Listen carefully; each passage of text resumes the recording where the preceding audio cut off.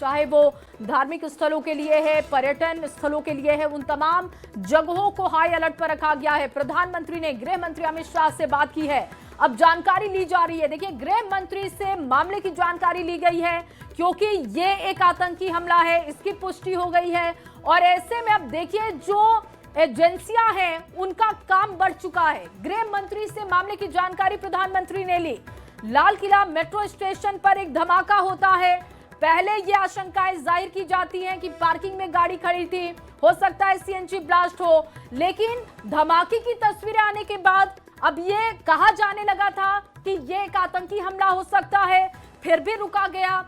कहा गया हो सकता है जल्दबाजी हो, ऐसे सेंधमारी ना की गई हो दिल्ली की सुरक्षा में, लेकिन अब ये पुष्टि हो चुकी है कि ये एक आतंकी हमला है। हमले में आईडी के इस्तेमाल की आशंका जाहिर की जा रही है। धमाके में 8 लोगों की जान चली गई है और 24 से ज्यादा लोगों के घायल होने की खबर सामने आ चुकी है। और ऐसे में एनआईए की टीम और तमाम जो एजेंसियां हैं वो जांच कर रही हैं, फॉरेंसिक टीमें वहां पर मौजूद हैं, सबूत इकट्ठा कर रही हैं। उस पूरे इलाके को खाली करा लिया गया है। हल्की मध्यम स्पीड थी और उसी दौरान अचानक धमाका हुआ है। तो ये धमाका क्या स्टिकी बम का हो सकता है? इसको लेकर भी दिल्ली पुलिस की एजेंसियां जांच कर रही हैं, क्योंकि ये एक बड़ी खबर हो जाएगी अगर ये स्टिकी बम का इस्तेमाल यहाँ पर किया गया होगा। क्योंकि जिस जगह पर की गंभीरता को देखते हुए अब जांच एजेंसी एनआईए की भी जो एंट्री इस केस पे हो सकती है थोड़ी देर के बाद। औपचारिक तौर पर यहाँ पर टीम भी यहाँ पे पहुँच सकती है। जी बिल्कुल। और देखिए, आज सुबह एक खबर जो निकल कर आई उसको लेकर भी आज दिन भर हलचल रही। फरीदाबाद की वो खबर थी कि फरीदाबाद में कश्मीरी डॉक्टर के किराए वाले घर से 360 किलो विस्फोटक और बड़ी संख्या में हथियार बरामद किया गया। फरीदाबाद और जम्मू कश्मीर पुलिस की इस कार्रवाई में एक बड़े आतंकी मॉड्यूल का पर्दाफाश हुआ। उसके बाद से दिन भर हलचल तेज रही। इस मॉड्यूल भंडाफोड़ होते ही 8 लोगों की गिरफ्तारी कर ली गई। मेडिकल प्रोफेशनल्स और मौलवी जिसमें शामिल बताए गए। और ऐसे में अब ये कनेक्शन देखा जा सकता है कि जो दिल्ली में हमला हुआ है तो क्या बड़ा नुकसान पहुंचाने की कोशिश थी, क्या ये सब कुछ कनेक्टेड है? अब ये सब जांच के दायरे में है। फिलहाल ये जो तस्वीरें हैं वो धमाके के वक्त की तस्वीरें आप देख रहे हैं। ये सीसीटीवी फुटेज आप देख रहे हैं जब धमाका हुआ, और ये भीड़ भाड़ वाला एरिया है। और ऐसे में जब धमाके की तस्वीरें आई, खबर आई, तो तुरंत ये सब कहने लगे कि हो सकता है कि टारगेट किया गया है, दिल्ली की सुरक्षा में सेंधमारी की गई है, नुकसान पहुंचाने की कोशिश की गई है। क्योंकि इससे पहले भी दिल्ली में इसी तरीके की धमाके की क्रोनोलॉजी देखी गई है, जब सदर मार्केट को, सेंट्रल मार्केट को, करोल बाग को टारगेट किया गया था।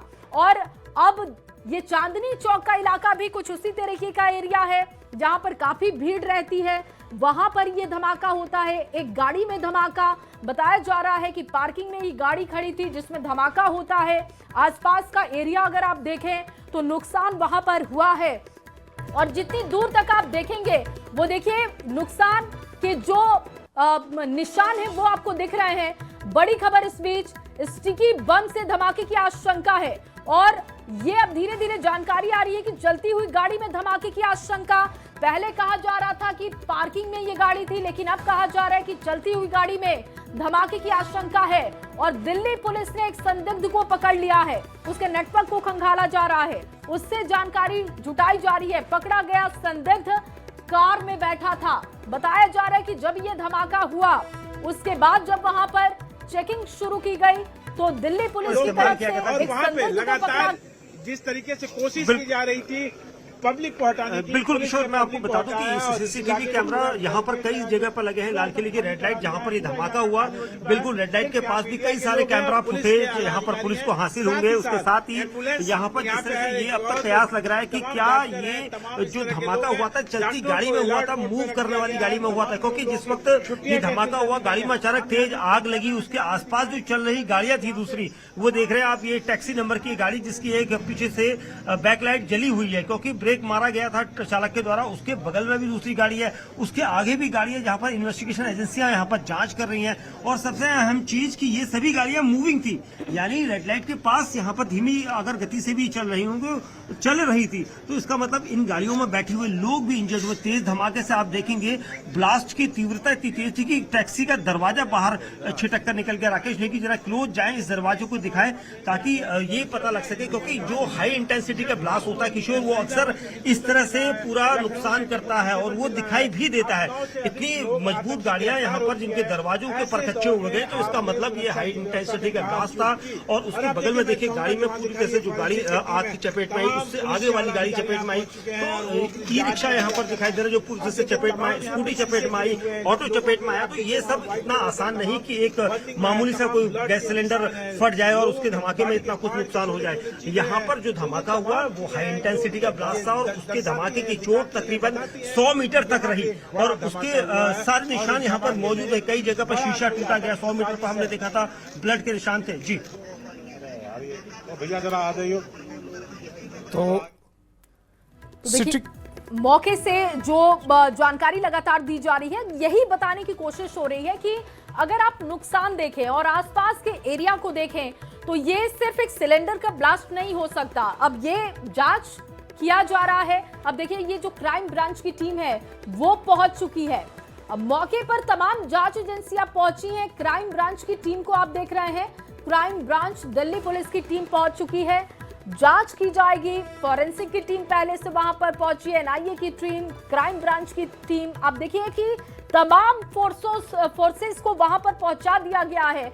उनके लिए अलर्ट हो चुका है कि जल्द से जल्द ये बताया जाए कि ये किस तरीके का धमाका है, आईडी का इस्तेमाल हुआ है क्या, या फिर क्या ये विस्फोटक है, किस तरीके से पूरी प्लानिंग की गई है, वो सब कुछ अब जांचा जा रहा है, परखा जा रहा है।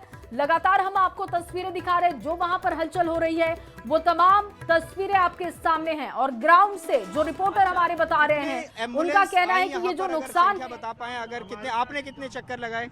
सर मैंने तो एक ही चक्कर लगाया। हमारी गाड़ियाँ जो थी 10-1 गाड़ियाँ वहाँ पर पहुंची हुई थी, 4-5 यहाँ पर आ चुकी थी और जो हमारी आधी गाड़ियाँ थी वो वहीं खड़ी कर दी गई। क्या नाम है आपका? मेरा मोहम्मद फैजान नाम है। देखिए मोहम्मद फैजान है जो कि एम्बुलेंस ड्राइवर हैं और यहाँ पर ये बता रहे हैं कि ये लेकर आए थे यहाँ पर घायलों को, जिसमें कई हताहत थे।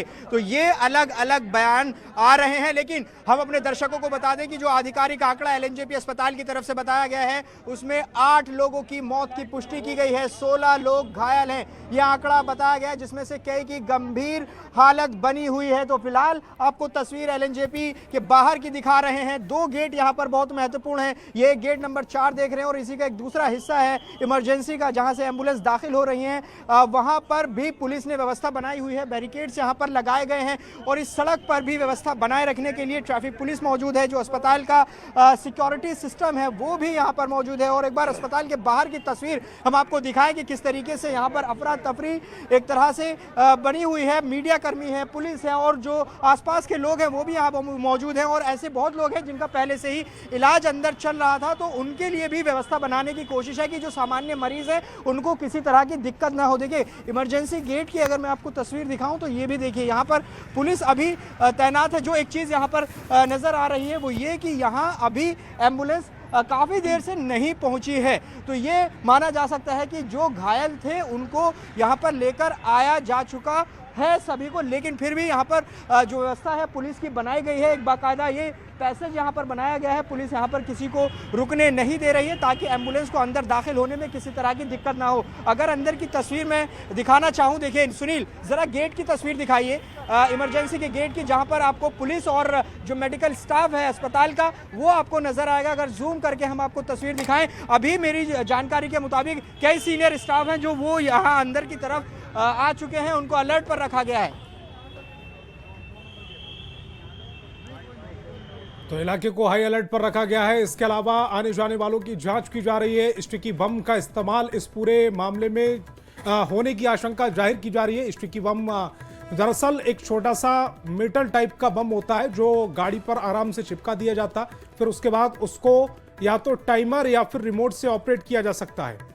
अगर स्टिकी बम का इस्तेमाल किया गया है और अगर रिमोट से उसका इस्तेमाल किया गया है तो फिर इसी बीच बड़ी खबर आ रही है, धमाके में मरने वालों की संख्या 10 हो गई है। अब तक ये आंकड़ा 8 था, लेकिन अब मरने वालों की संख्या 10 पहुंच चुकी है। घायलों की संख्या 24 थी।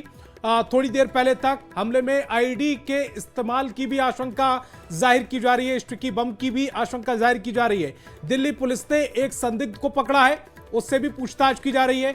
पकड़ा गया संदिग्ध कार में बैठा हुआ था। यूपी और बिहार में हाई अलर्ट जारी कर दिया गया है। इसके अलावा मुंबई हाई अलर्ट पर है, हरियाणा हाई अलर्ट पर है। लेकिन जो बड़ी खबर